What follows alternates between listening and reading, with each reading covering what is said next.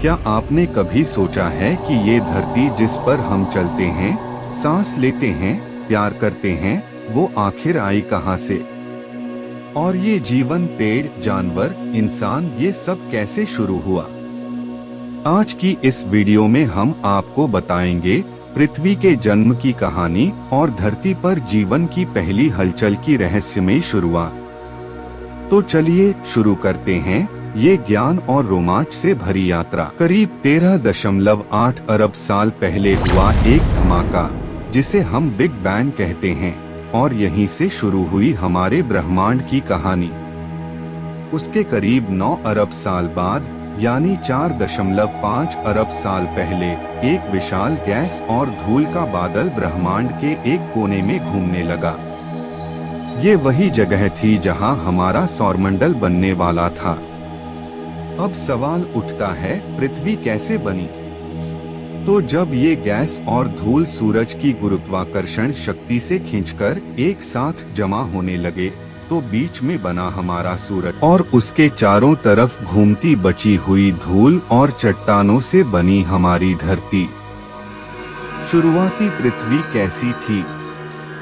कभी सोचा है आज की नीलीहरी खूबसूरत पृथ्वी जब बनी थी तो वो कैसी दिखती थी? क्या वो भी इतनी शांत, सुंदर और जीवन से भरी थी? नहीं, बिल्कुल नहीं। शुरुआती पृथ्वी किसी स्वर्ग से कम नहीं, बल्कि नरक से ज्यादा खतरनाक थी। करीब 4.6 अरब साल पहले, जब सूर्य के चारों ओर गैस और धूल के कणों से ग्रह बनने लगे, तो इन्हीं में से एक था हमारा ग्रह पृथ्वी। लेकिन यह पृथ्वी वैसी नहीं थी जैसी आज है। उसकी सतह पिघली हुई चट्टानों से बनी थी, हर तरफ गर्म लावा, आग और उबलती जमीन। ऊपर से लगातार गिरते विशाल उल्कापिंड हर टक्कर इतनी शक्तिशाली थी कि धरती की पूरी सतह कांप जाती। हर टकराव से धरती और भी गर्म होती गई। धरती पर कोई वातावरण नहीं था, ना ऑक्सीजन, ना ओजोन, ना ही सूरज की किरणें, बस काले बादल, जहरीली गैसें और घना धुआं। धरती पर हजारों ज्वालामुखी एक साथ फट रहे थे, और इनसे निकल रही थी मीथेन, सल्फर डाइऑक्साइड और कार्बन डाइऑक्साइड जैसी जहरीली गैसें। इन गैसों ने पृथ्वी के चारों ओर एक भारी, दम घोंट देने वाला माहौल बना दिया था। तापमान था इतना ज्यादा कि पानी की एक बूंद भी गिरते ही भाप बन जाती। कई लाखों सालों तक यही स्थिति रही। लेकिन धीरे धीरे धरती की सतह पर ठंडी परत बनने लगी। भारी उल्कापिंडों की बारिश रुकी और वातावरण में बदलाव आने शुरू हुए। अब सवाल उठता है, जीवन कैसे शुरू हुआ? जब समुद्र बने तब धरती पर मौजूद थे पानी, गर्मी और कुछ जरूरी तत्व जैसे कार्बन, हाइड्रोजन, ऑक्सीजन और नाइट्रोजन। लगभग 3.5 से 4 अरब साल पहले समुद्र के गहराइयों में कुछ चमत्कारी हुआ। इन रासायनिक तत्वों के मेल से बने प्राकृतिक रूप से कुछ छोटे छोटे अणु, जिन्हें हम कहते हैं अमीनो एसिड। ये अमीनो एसिड आपस में मिलकर बनाए प्रोटीन, और प्रोटीन के साथ बने आरएनए और डीएनए जैसे अणु। और यहीं से हुआ पहले सेल यानी कोशिका का जन्म। यही था धरती पर पहला जीवन, एक छोटा सा माइक्रोस्कोपिक जीव।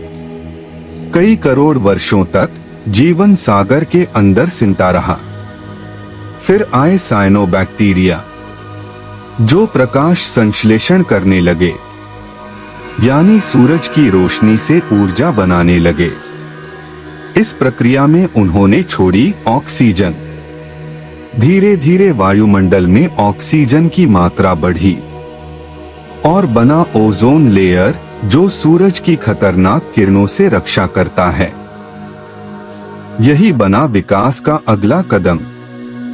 अब कुछ कोशिकाएं आपस में जुड़ने लगीं। कुछ कोशिकाओं ने अन्य कोशिकाओं को निगल लिया और बनी यूकेरियोटिक कोशिकाएं जो जटिल थीं। यहीं से हुआ बहुकोशिकीय जीवन का जन्म। अब जीवों के पास अलग अलग अंग बनने लगे। कुछ कोशिकाएं भोजन पचाने लगी, कुछ गति देने लगी। स्पंज, जेलीफिश, कीड़े और मछलियां बनने लगी।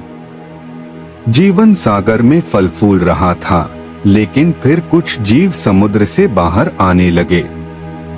उनमें विकसित हुए फेफड़े, टांगें और त्वचा जो सूखी रह सके। ये थे पहले उभयचर जिन्होंने जीवन को थल पर पहुंचाया। इसके बाद आया डायनासोरों का युग और फिर स्तनधारी जीवों का, और फिर आया इंसान। करोड़ों सालों के विकास के बाद एक विशेष जीव प्रकट हुआ जिसका दिमाग बाकी सबसे जटिल था, जिसने औजार बनाए, आग जलाई, भाषा सीखी और धीरे धीरे बना इंसान, होमो सेपियंस, जो आज अंतरिक्ष में जा चुका है और इस सवाल का जवाब खोज रहा है, क्या हम इस ब्रह्मांड में अकेले हैं? तो दोस्तों सोचिए, जिस धरती पर हम खड़े हैं वो अंधकार, आग और धूल से बनी है, और जिस जीवन को हम आज जीते हैं वो एक सूक्ष्म कोशिका से शुरू होकर इंसान तक पहुंचा है। क्या यही नहीं है कि हम सब तारों की धूल से बने हैं? अगर आपको ये वीडियो पसंद आया हो, लाइक करें, शेयर करें और सब्सक्राइब जरूर करें। और कमेंट में बताइए, क्या जीवन कहीं और भी है?